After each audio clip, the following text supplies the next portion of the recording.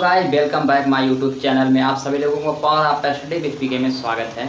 आज हम बात करने वाले हैं कक्षा 9 के गणित अध्याय 2 प्रश्नावली 2.1 का जो है क्वेश्चन नंबर 3 के बारे में। ठीक है, इसके पहले हमने क्वेश्चन नंबर 1 क्वेश्चन नंबर 2 बताया। अगर नहीं देखे हैं तो नीचे डिस्क्रिप्शन बॉक्स में लिंक है, जाके वहाँ से आप लोग आसानी से देख सकते हैं। ठीक है, तो देरी किए बिना चलते हैं क्वेश्चन नंबर 3 को देखते हैं। क्वेश्चन नंबर 3 क्या है?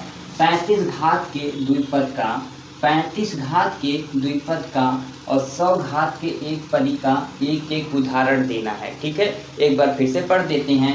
35 घात के द्विपद का 100 घात के एक पदी का एक एक उदाहरण देना है। ठीक है, तो सबसे पहले देख लेते हैं, कोई एक चर संख्या मान लेते हैं। चर संख्या मान लेते हैं। ठीक है, जैसे चर संख्या हमने क्या बताया था, एक्स वाई जेड, कोई भी जो ये अल्फ़ाबेटिकल वर्ड होते हैं ये हमारे चर होते हैं। ठीक है, तो देखते हैं यहाँ पे मान लेते हैं x और इसकी जो घात होगी वह 35 होगी। ठीक है, तो हमने 35 लिख दिया। अब पद कितने होने चाहिए? 35 घात के द्विपद का कितने पद? 2 पद होने चाहिए। ठीक है, तो ये हमारा अभी कितने पद हुए? सिर्फ एक पद हुआ है। ठीक है, तो यहाँ से आगे जब चलते हैं, x की घात 35 घात के द्विपद का, यहाँ पे हमारा x की घात 35 हो गया, एक पद हुआ अभी। और दूसरा पद ले लेते हैं, मान लीजिए कोई हम पद ले सकते हैं, चाहे वह आप 7x लीजिए या प्लस का 6 ले लिए, कुछ भी ले सकते हैं, एक पद और आपको लेना है। ठीक है, तो x की पावर 35 और प्लस का 6 हम लिख सकते हैं। ठीक है, अब दूसरे पे क्या पूछ रहा है? 100 घात के एक पद का, 100 घात का एक पद का। अब आप लोग कहेंगे कि यहाँ पे x ही सिर्फ रहना चाहिए। नहीं, आप कोई भी चर ले सकते हैं, x y z कोई भी। ठीक है, यहाँ पे हम मान लेते हैं y ले लेते हैं, y हम ले लेते हैं यहाँ पे। तो y की पावर जो है कितनी होनी चाहिए?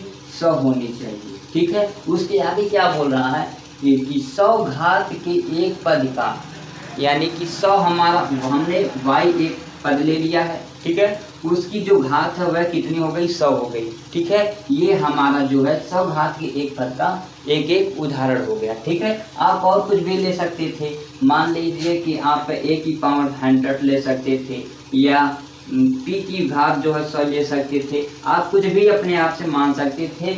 जो एक चर होना चाहिए उसकी जो घातें हो वह 100 होनी चाहिए, सिर्फ एक पद में होना चाहिए। ठीक है, इस तरह से क्वेश्चन नंबर 3 समाप्त हुआ। नेक्स्ट देखते हैं क्वेश्चन नंबर 4 पे। पहला क्वेश्चन है चौथे का, ज्ञात क्या करना? बहुपदों में से प्रत्येक बहुपद की घात लिखनी है। ठीक है, बहुपद हमको दिया गया है, उसमें से बहुपद की जो घातें हैं वह हमको ज्ञात करनी है। ठीक है, तो देखते हैं 5x³ प्लस का 4x² प्लस का 7x में बहुपद की घात क्या है? तो हमने बताया था कि जिसकी घातें सबसे ज़्यादा होंगी वही बहुपद की घात कहलाएगी। ठीक है, तो यहाँ पे हमारे पास दिया है 5x³ प्लस का 4x² प्लस का 7x। 5 की जो घातें दिया गया है वह सबसे ज़्यादा है, तो यहाँ पे जो हमारा हो जाएगा बहुपद की घात कितनी हो जाएगी? बहुपद की घात 3 हो जाएगी यहाँ पे। ठीक है, बहुपद की घात 3 हो जाएगी। क्या है? 4 माइनस का y²। यहाँ पे अब घातें देखनी कितनी है घातें, तो हमने बताया था जिसकी घातें सबसे ज़्यादा हो वही हमारा घात होगा। ठीक है, तो यहाँ पे 4 माइनस का y² दिया है, तो यहाँ पे जो हमारा घात हो जाएगा कितनी हो जाएगी? 2 हो जाएगी। ठीक है, यहाँ पे 3 हो गया। हाँ, यहाँ सबसे ज़्यादा 5 में है, 5x³ प्लस का 4x² प्लस का 7x, तो इसमें से 3 हो गया और इसमें दूसरे का 2 हो गया। अब 5t माइनस का रूट 7 में जो है इसमें घात, बहुपद की घात क्या है? तो यहाँ पे बहुपद की घात जो होगा 1 होगा। क्यों होगा? क्योंकि हम इसे लिख सकते हैं 5t की पावर 1 माइनस का रूट 7 लिख सकते हैं, और 7 और इसकी जो घातें हो गई वह कितनी हो गई? 1 हो गई। 1 हमारा ये आंसर हो जाएगा। ठीक है, नंबर 4 पे आता है 3। ये हमारा 3, इसकी घात देखना है। ठीक है, तो ये इसकी 0 होगी। कैसे? हमने उदाहरण में बताया था कि जब ऐसी संख्याएं लिखी हो अचर सिर्फ अचर लिखी हो तो इसे हम लिख सकते हैं 3x की पावर 0, और x की पावर 0 का मतलब है कि 3 बराबर कितना 0। ठीक है, इसकी जो बहुपद की घात होगी वह 0 होगी। ठीक है, ये हमारा आंसर हो गया।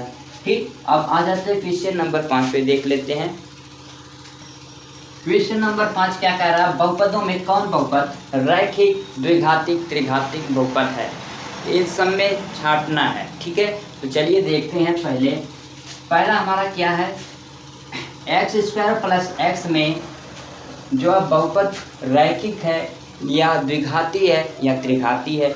तो देखते हैं, हमने बताया था जिसकी घातें सबसे ज़्यादा होंगी वही घात हमारी मतलब घातें वही कहलाती हैं। ठीक है, अगर किसी घात मतलब किसी का आधार जो है, जो चर है उसकी आधार अगर 3 है तो त्रिघाती होगा, अगर 2 है तो द्विघाती होगा, अगर उसकी घात ही नहीं है तो वह रेखीय होगा। कैसा होगा, रेखीय होगा। ठीक, तो यहाँ पे देख लेते हैं x² प्लस का x, इसमें हमारा जो है घात कौन सा है, तो x की पावर जो है 2 है, तो वह कौन सी घात हो जाएगी, द्विघाती हो जाएगी, द्विघाती।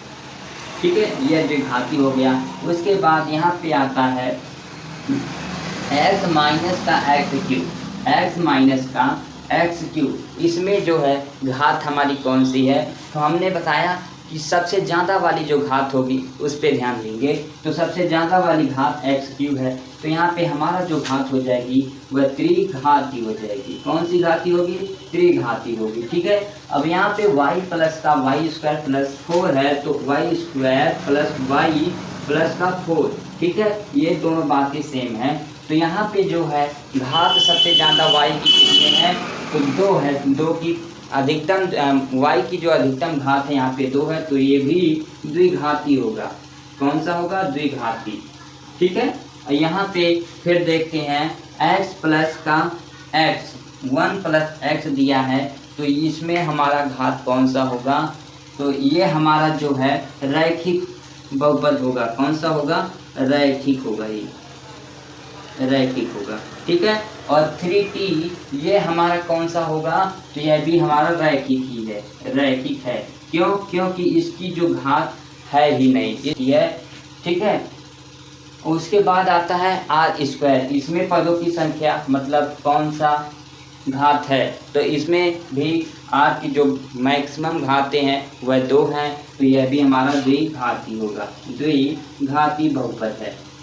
ठीक है, उसके बाद 7x³ में हमारा जो है बहुपद कौन सा होगा, त्रिघाती होगा। क्यों, क्योंकि 7x की जो पावर है वह 3 है। ठीक है, तो इसलिए त्रिघाती होगा। आपका चैप्टर जो है ये प्रश्नावली 2.1 का संपूर्ण क्वेश्चन हमने करवा दिया है। अगर वीडियो आप लोग पहले वाली नहीं देखें, नीचे डिस्क्रिप्शन बॉक्स में है, वहाँ पे आप जाके देख सकते हैं। और अब आपसे हम मिलते हैं नेक्स्ट वीडियो में नए चैप्टर के साथ प्रश्नावली 2.2 में। ठीक है, अगर वीडियो अच्छी लगी हो तो लाइक करिएगा और चैनल को सब्सक्राइब करिएगा, ज़्यादा से ज़्यादा अपने दोस्तों तक शेयर करिएगा। मिलते हैं नेक्स्ट वीडियो में, तब तक के लिए जय हिंद।